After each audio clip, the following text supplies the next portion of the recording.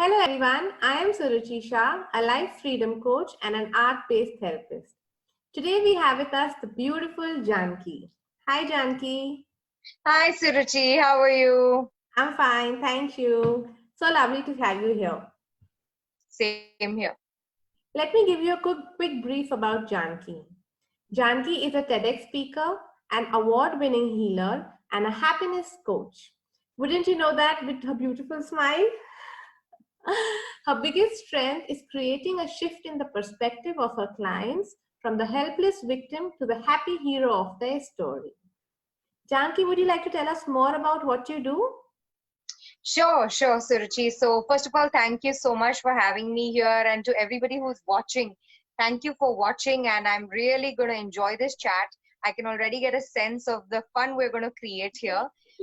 And what do I do? So Suruchi, I started out, did my MBA, worked for corporates for a while. And at some point I realized after my second baby that I didn't want to have that regular 12-hour job, including travel time and all, which was my, day-to-day reality.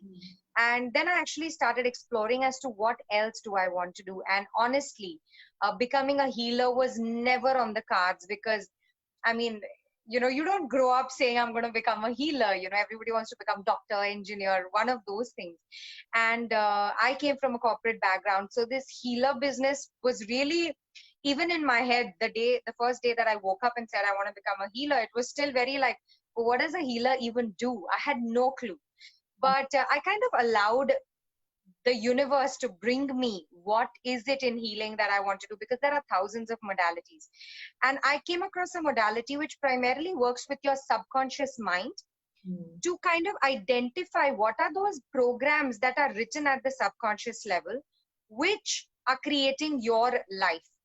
Like whether it is your money reality, your relationship reality, whatever it is, these programs are dictating your life. And when you change the programs, you can change any aspect of your life, no matter how many lifetimes you function that way.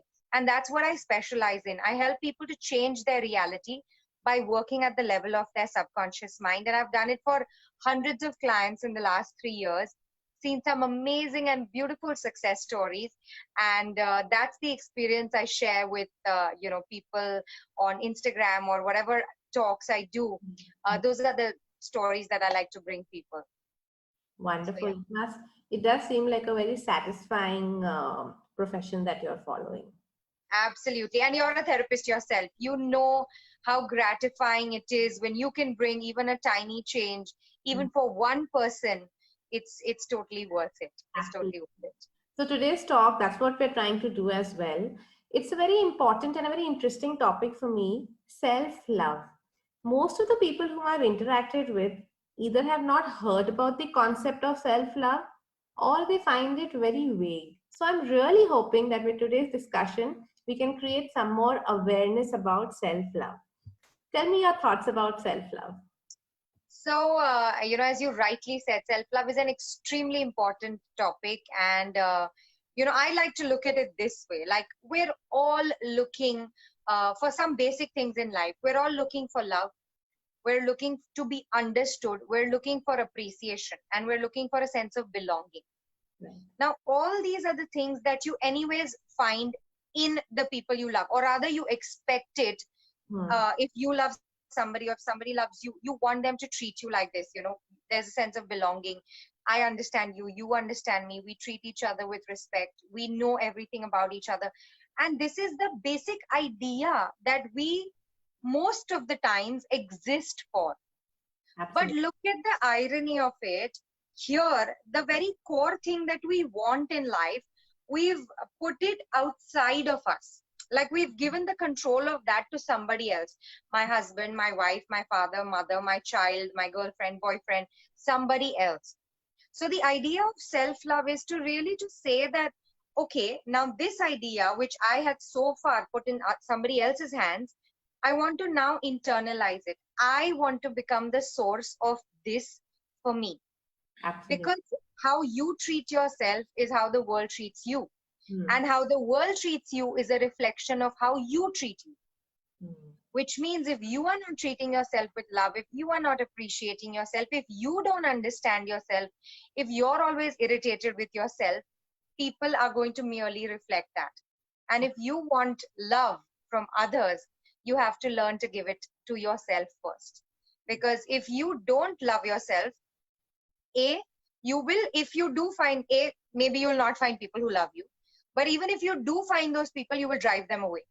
You will sabotage that nurturing relationship under some excuse. And I've seen this across clients. They will feel this, and so and so person sabotaged, or it didn't work out, it didn't stay, we broke up, we parted for whatever reasons. But the fact is, you drove them away subconsciously. But if you love yourself, you won't do that. You will be able to receive that love from others. So yeah, that's why self-love is extremely important. I know you explained the concept so well, but I think a mental block which a lot of people have is that self love is being selfish, and all of us have been conditioned, especially women, to believe that it is only to give. Love is to give, to take care of others, and putting yourself before others is being selfish. What do you have to say about that? So I feel, and I heard this beautiful line from somebody a very long time, that it's not being selfish, it's self-ishq. Okay, but I totally believe that you can't pour from an empty vessel. I mean, I read this story in a speaking tree years ago about this cobbler in a really small village who was so hardworking, and he was always repairing other people's shoes to keep them happy, so that they would not have shoe bites, or their feet would be safe when they walked all over the village. But he never had the time to repair his own shoes. And month after month, he would walk with torn shoes. At some point, his feet started getting cut, and the cuts started getting infected. And eventually, he had to get his feet cut. And, and then he couldn't go to work anymore. So the whole village suffered after that. So, yes, he selflessly served them for a while, but he could not sustain it, because after a while, if you are not fine, you can't help anybody else be fine. If you want to give somebody something, you have to first have it to give it. You can't pour from an empty vessel. And as we said before, even if you do give it, you can't give it for a longer time. So for a few, I might, let's say if I want to, serve my children, even if I'm hungry, even if I've come after a hard day's work, I might feed them. I might say, okay, I'll eat after them. By the way, I always eat first. On days that I would come tired from office, I would eat first, because I know if I don't eat, I will just get snappy, irritable with them. I will just, that feeding them will become a task that I just want to finish so that I can sit and eat. So I never wanted to eat, make them eat with that, vibration or that mindset. So I would always say, what? Wait for 15 minutes. I am going to eat first. After I am happy and satisfied, only then will I feed you. Because then I can take all the time to tell them the loving stories and, share about my day, their day, jokes, everything. But if I'm not okay, I cannot be happy and kind to them. So that's, again, self-ishq is really important.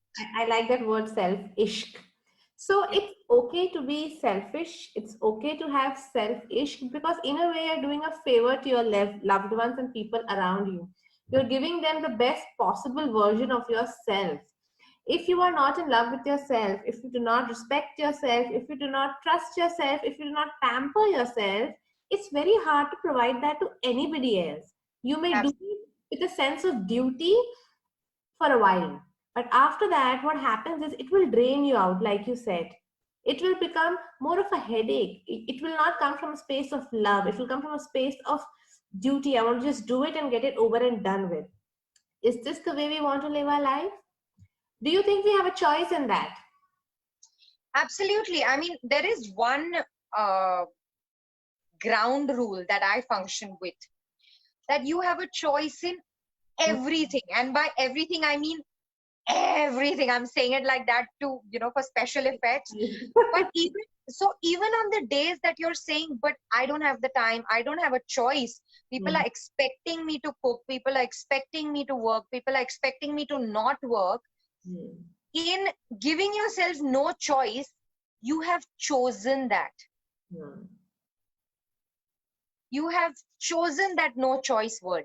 When you accepted, when somebody told you something, it could be anything, but when you accept that as your, like, okay, fine, I'll take it, I won't work, I will cook, I will do whatever, you've accepted that. That is a choice, right? So I hate it when people say I don't have a choice, and I always make my clients do this exercise. It's called a simple gratitude exercise, which is, write down whatever you think you have to do. Like, I have to cook. And then change it to I choose to cook.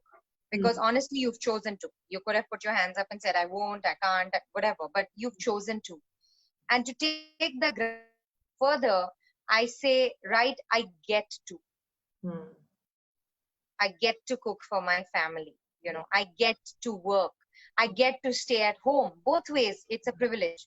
So to go from no choice to this is a privilege is one exercise that I make them do. But, coming back to self-love, and you said, do we have a choice? You have a choice. You obviously have a choice with everything. But it's also important to realize, and especially for anybody who has the problem of other people are not treating me nicely. Because that's how you are treating yourself. That's how important you think you are. That's how worthy you think you are.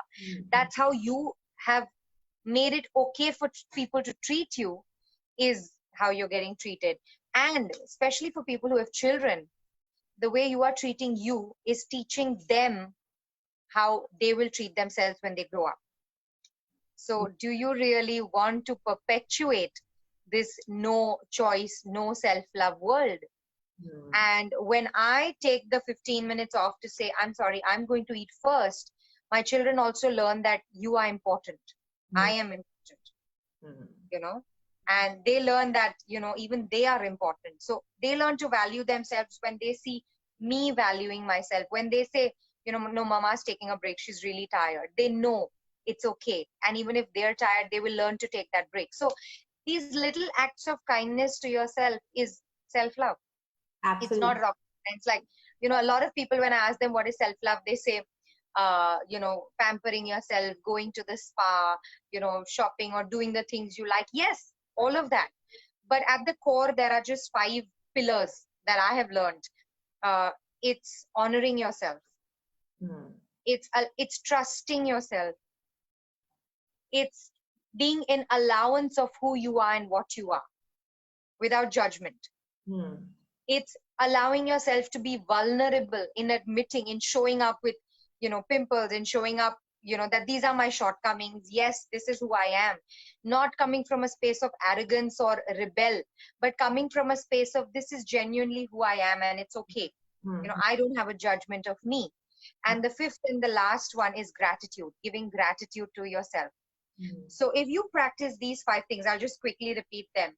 There's honoring yourself, trusting yourself, having allowance for yourself, being okay with who you are, being vulnerable, allowing yourself to be vulnerable, not always having to hide behind the mask of perfection, and giving gratitude. When you do these 5 things, they are the pillars of self-love for me. And that's how I practice it. And if I had to just, for anybody who's listening, if you think this is difficult, these 5 things, just simply ask yourself, how would I treat my best friend or my child? If you're not okay with somebody doing something to them, do that same thing for yourself. Like, I would hate it that if my best friend was tired and if somebody was forcing her to go for a party just because she had to, social obligations, I would say, no, if you're tired, you better stay at home and rest. Give yourself that freedom too. Give yourself that choice. And again, when you're coming from a space, like a lot of people feel, but if I say that, they'll feel bad. My guests, people who invited me will feel bad. No, when you're kind to yourself, they will know you're coming from a place of kindness. They will also honor you. But I feel like people may or may not honor you, people may or may not understand, but then eventually that doesn't matter because you are not here to explain anything to anybody, right? as long as you are at peace, like you said, with your own choices and your own decisions, that itself is a big foundation for self-love, isn't it? Absolutely, absolutely. So you absolutely rightly said it. When you are okay, it doesn't matter what other people are feeling. Right. But at the same time, in my experience, when you are truly okay, Hmm. nobody else will have a problem with you. Yeah. It's So it's I used to have this with my husband. He is a crazy character. Okay. And when I say crazy character, he will do what he wants. He doesn't care who you are. He doesn't care any social, religious, family obligations, functions. If he doesn't want to go, he won't go. But he's so okay with it that the whole family says, Arey haan, it's okay, it's okay. We understand. That's just who he is. right, right. And if you are actually doing it, but you're not okay with it internally, if there's guilt in your world, people will reflect that guilt and say, Arey, but you should have come now. Mm-hmm. So, coming to a space where you are truly okay, that's where the third point I said of allowance. You being truly okay with your choices without judging them is a very, very hard thing. I mean, it takes a lot of practice. Even I'm not there yet. But if you just become aware, oh shit, I just judged myself. Doesn't matter. Okay, I'm not judging myself now. It's okay, Janki. It's okay. It's okay. It's okay. Sometimes, as I say, fake it till you make it. Allow yourself to repeat something 10 times before you become okay with it. And that's also sometimes where affirmations and declarations really work. So Absolutely. whatever it takes, be willing to do it all. Try it out. See what works for you. Absolutely. Experiment. So the empathy which we have for others, like you said, if your friend made a mistake, or if your friend felt obligated to do something, you would stand up for that person and say that, listen, you don't have to do it. It's really okay. Don't worry about what others have to say. That same empathy can't we provide for our own self? Like, what stops us from doing that? Why are we so critical about our choices? And why do we feel that showing our weakness is a strength of vulnerability? Why are we scared to show our vulnerability? Wow, you asked me a lot of questions. Okay, let me sum it up again for you. No. I'll tell you. So, I mean, and why are we not so kind to ourselves? There are lots of different reasons. I mean, one is, of course, childhood conditioning. Mm-hmm. We've always seen our parents, like our mums, and I've seen this, like get up at 5 in the morning, cook for the whole family, run to office, come back from office, cook for the whole family, and she would never give herself a break. So one is, of course, childhood conditioning. What we've seen our parents do, we model their behavior. The second thing is also the things we're told. We're told it's not nice to be selfish. We're told you have to share. So a lot of these are conditionings that we've heard. It's popular belief that, if you're being selfish, it's not a nice thing. So, we've heard these things so much. So obviously you don't want to be selfish. Right. You feel Right? wanting something for yourself. Sorry?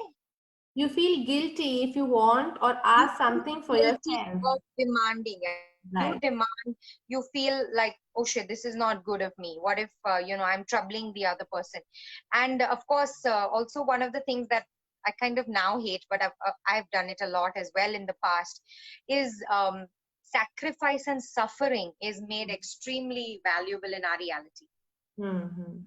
If you're one of those selfless people who sacrifice themselves like Jesus Christ did, it's like, wow, that is a really good person. So we've been trained to value struggle. We've been trained to value challenges. We've been trained to value suffering, which then obviously makes us make those choices because we want to be valued. So we choose the hardest way.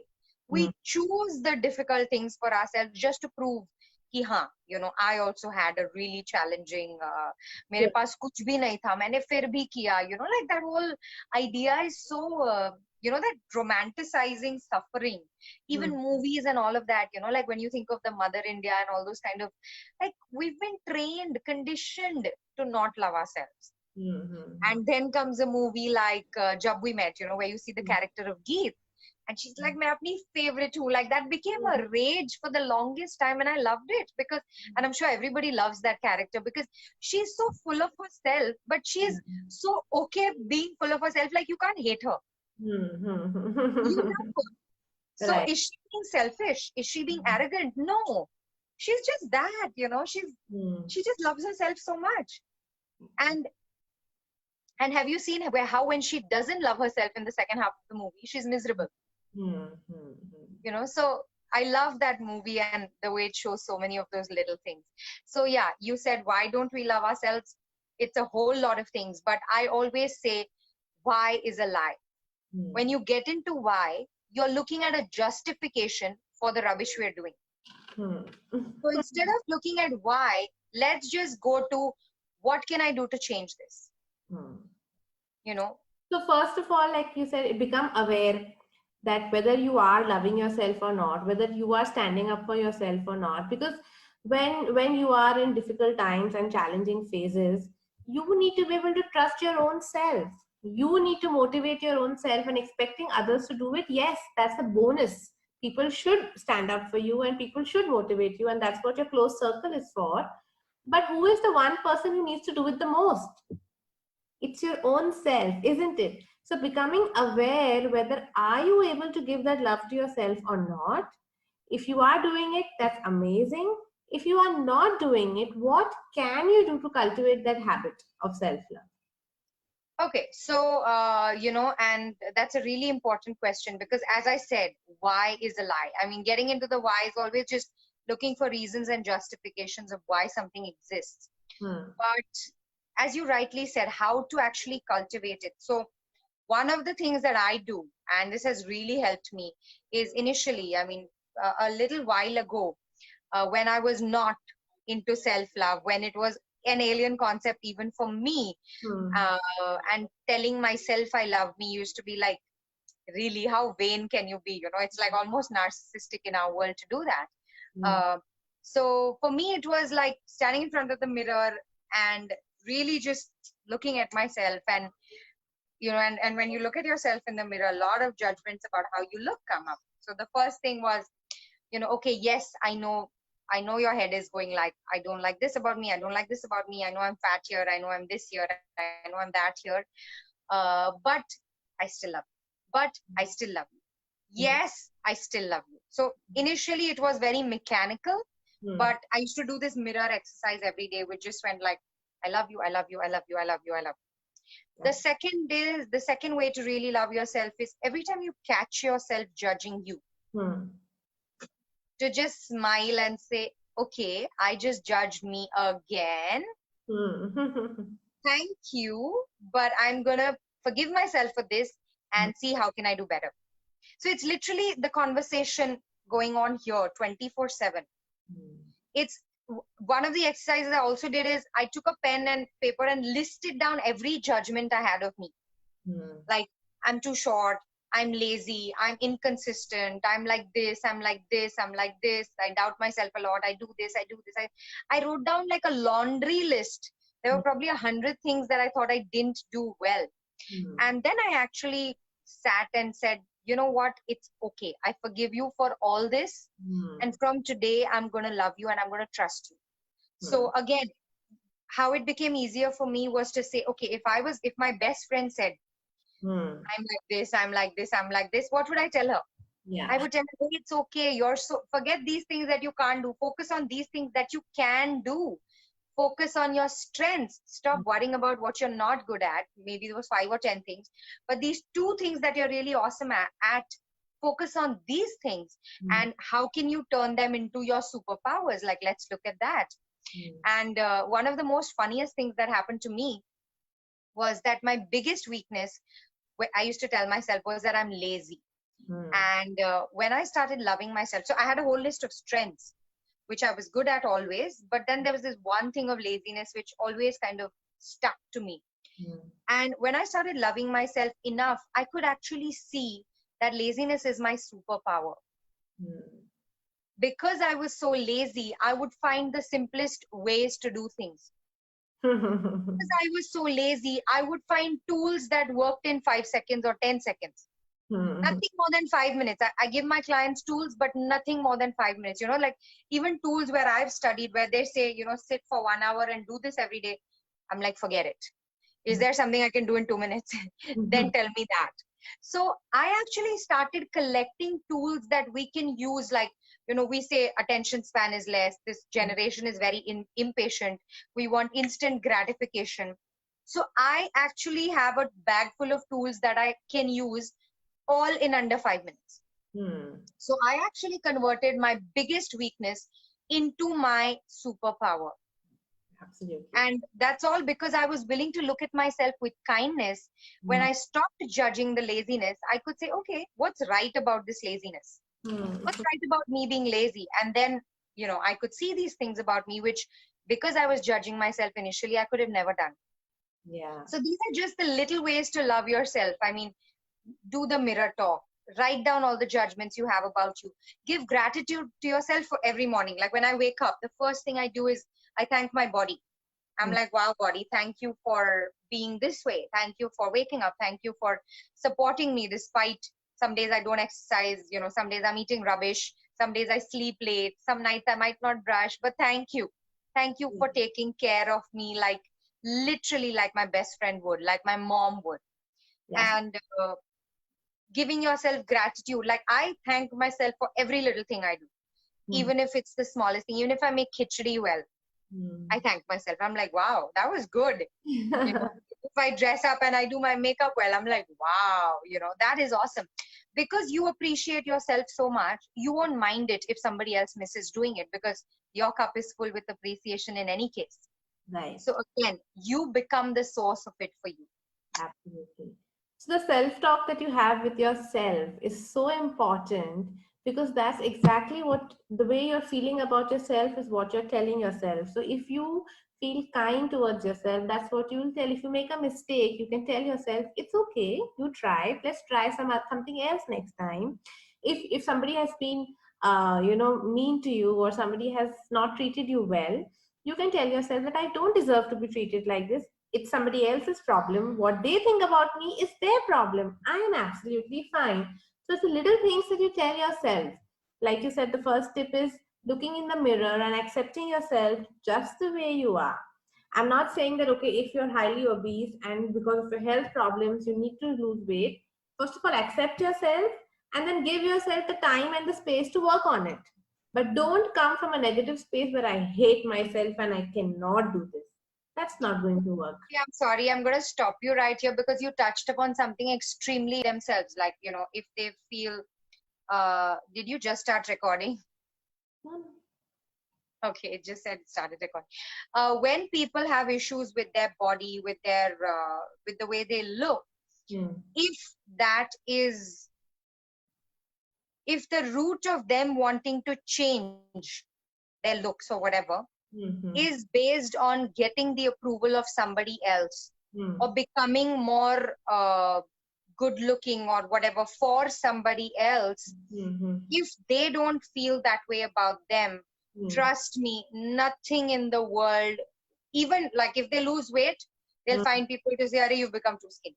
If Yeah. they become, little healthier, they'll say, "Arey, yaar, you're very mota."